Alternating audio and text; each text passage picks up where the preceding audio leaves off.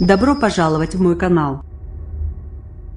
Le casier judiciaire d'1 million d'agents de l'éducation nationale a été contrôlé au cours de 2 dernières années, afin de détecter d'éventuelles condamnations incompatibles avec le travail auprès des enfants.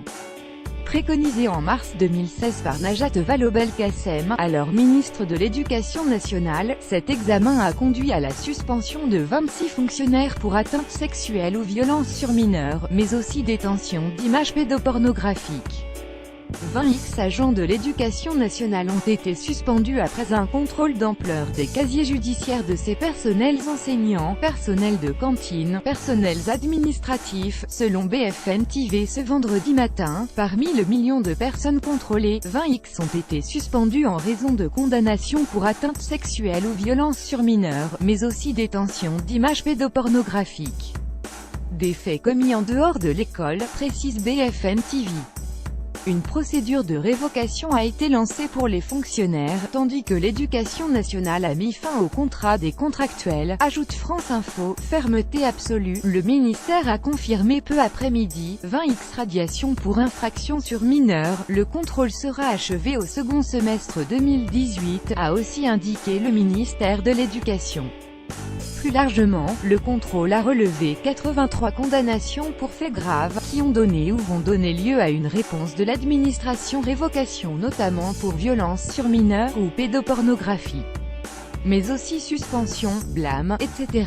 Dans ce type de situation, notre exigence, c'est la protection des élèves mineurs et donc la fermeté absolue, a réagi le ministre de l'Éducation Jean-Michel Blanquer.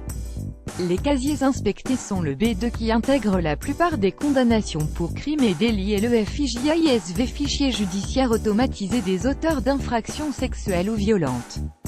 Après le scandale des ateliers du goût, à Villefontaine. Après le scandale de l'affaire de Villefontaine-Isère mettant en cause un directeur d'école de 46 ans, mis en examen le 25 mars 2015 pour viol sur 11 élèves, Najat Vallaud-Belkacem, alors ministre de l'Éducation nationale, avait annoncé que les casiers judiciaires des 850 000 personnels de l'Éducation nationale seraient examinés.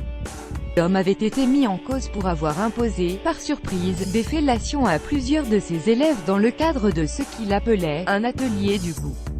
Des actes pédophiles qu'il filmait et dont il avait effacé les images, récupérées par les enquêteurs. En juin 2008, il avait déjà été condamné par le tribunal correctionnel de Bourgoin-Jallieu-Isère à 6 mois de prison avec sursis avec obligation de soins pendant 2 ans pour avoir téléchargé des images pédopornographiques.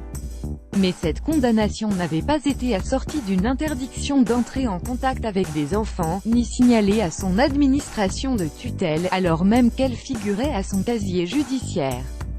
Après la révélation du scandale, le directeur d'école avait été révoqué à vie. Il s'est suicidé en prison dans la nuit du 4 au 5 avril 2016. L'ex-enseignant était placé en isolement et avait déjà tenté de mettre fin à ses jours en août.